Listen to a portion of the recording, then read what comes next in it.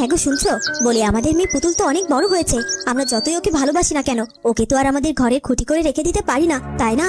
তা তো ঠিক, তা তো ঠিক। তবে মেয়েটা তো আমাদের বড্ড আদরের। ছোট থেকে ও যখন যা কিছু চেয়েছে সাথে সাথে চোখের সামনে তাই হাজির করেছি আমরা। আর তাই ওকে আমাদেরকে এমন এক বাড়িতে বিয়ে দিতে হবে যেন ও যা চায় তখনই তা পায়। হ্যাঁ হ্যাঁ, ওকে কি আর আমরা সাধারণ কোনো গরিব বাড়িতে বিয়ে দেবো নাকি? আমাদের মেয়েকে তো আমরা অবশ্যই ধনী বড়লোকের বাড়িতেই বিয়ে দেবো, তাই না? আর ধনী জামাইয়ের হাতে মেয়েকে তুলে দিতে পারলেই তো আমাদের শান্তি। হ্যাঁ হ্যাঁ, আমি তো সেই জন্যই তাকিয়ে রয়েছি কখন যেন আমার মনের মতো একটা ধনী জামাই পেয়ে যাই, আর তখনই আমি আমার মেয়ের বিয়ে দিয়ে দেব। ঠিক আছে, তোমার যেটা ভালো মনে হয় তুমি সেটাই করো।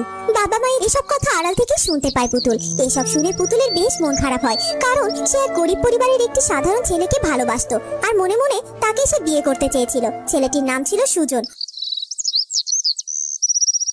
পরদিন সকালে সে সুজনের সাথে দেখা করতে যায়। তুমি এসেছো পুতুল? তুমি জানো এই কটা দিন তোমায় না দেখতে পেয়ে আমি কতটা ছটফট করেছি। তাই বুঝি?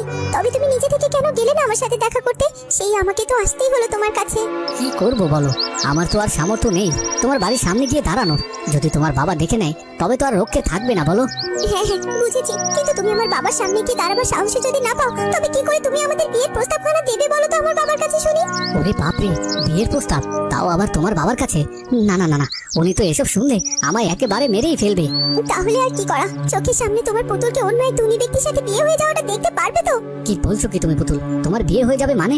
হ্যাঁ, আমি ঠিকই বলেছি। আমি বাড়ি থেকে শুনলাম আমার বাবা মা কোনো এক ধনী ব্যক্তির সাথে আমার বিয়ে দেওয়া নিয়ে উঠে পড়ে লেগেছে। এই মুহূর্তে তুমি যদি তাদের কাছে গিয়ে আমাদের বিয়ের প্রস্তাব না দাও, তবে তোমার এই পুতুলকে তোমাকে হারাতে হবে সুজন।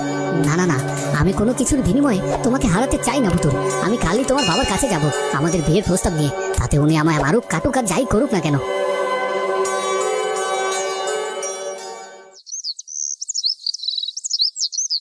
পরদিন সকালে সুজন পুতুলের বাড়িতে গিয়ে পুতুলের বাবা মায়ের কাছে তাদের বিয়ের প্রস্তাব দেয়। পুতুল, ছেলেটি কি বলছে এসব? সত্যি তুমি আর এই ছেলেটি দুজন দুজনকে ভালোবাসো? হ্যাঁ বাবা, আমি সত্যি সুজনকে ভালোবাসি আর সুজনও আমাকে ভালোবাসে, আর তাই আমরা দুজন দুজনকে ভালোবেসে বিয়ে করতে চাই। তুমি তো চেয়েছিলে বাবা তোমার মেয়ে যেন বিয়ের পর সুখী হয়। তুমি বিশ্বাস করো, সুজনকে পেলে আমি আমার জীবনে অনেক সুখী হব। চুপ করো তুমি। বাবার মুখে মুখে এমন কথা বলতে তোমার লজ্জা করা উচিত। আমি বেঁচে থাকতে তোমায় এমন গরিব ছেলের হাতে কি করে তুলে দিতে পারি? যে মেয়েকে আমি এত ধন দৌলতের মধ্যে রেখেছি, এত আদরে মানুষ করেছি, তাকে কিনা এক ফকিরের ছেলের হাতে তুলে দেবো? তাও আবার ছেলেটির বাবা মা জাতকুল কেউই নেই, বলা যায় একেবারে নিঃস্ব। ঠিকই বলেছো তুমি পুতুলের বাবা। আমি আমার মেয়েকে এমন গরিব নিঃস্ব ছেলের সাথে বিয়ে দিতে চাই না। তুমি এক্ষুনি এই ছেলেটিকে ঘাড় ধাক্কা দিয়ে আমাদের বাড়ি থেকে বের করে দাও।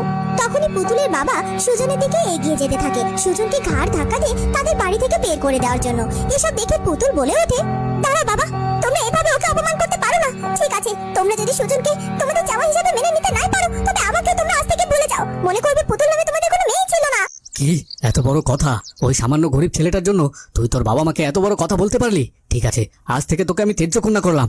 পুতুলের বাবা পুতুলকে এমন কথা বলার সাথে সাথে পুতুল সুজনের হাত ধরে বাড়ি থেকে বেরিয়ে যায় এবং সুজনের বাড়িতে চলে যায়। পুতুল, তুমি এই কাজটি মোটেও ঠিক করোনি। বাবা মা তোমাকে রাগের বশত একটা কথা বলতেই পারে, তাই বলে তুমি সত্যি সত্যি তাদের ছেড়ে চলে আসবে?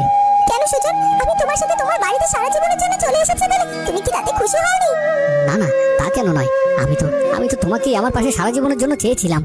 তবে এই চিন্তা কিসের? আজ থেকে তুমি আর আমি সুখে শান্তিতে আমাদের ছোট্ট সংসার সাজাবো।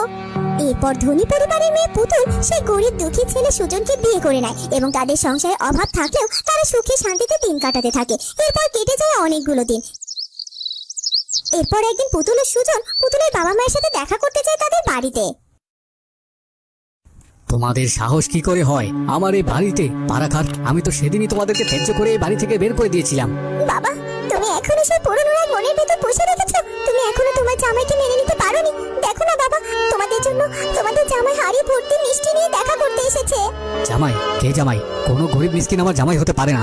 আর এই গরিব মিসকিনের মিষ্টি আমি খেতেও চাই না। এক্ষুনি তোরা ওসব নিয়ে আমার এই বাড়ি থেকে বেরিয়ে যা।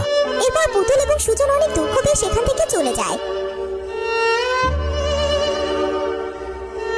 তুমি কেঁদো না পুতুল, আমি একদিন তোমার বাবাকে ঠিকই দেখিয়ে দেব আমি দরিদ্র গরিব হলেও তোমার জন্য অনুপযুক্ত পাত্র নই। এরপর কেটে যায় আরো অনেকগুলো দিন। সুজন ও পুতুল বেশ সুখে শান্তিতে দিন কাটাতে থাকে, কিন্তু এদিকে পুতুলের মায়ের হয় এক মরণ ব্যাধি রোগ। সেই রোগের চিকিৎসা করতেই পুতুলের বাবা সম্পত্তির শখ হওয়াতে থাকে। এক পর্যায়ে তাদের ভিটে বাড়িটা ছাড়া আর কিছুই বাকি থাকে না।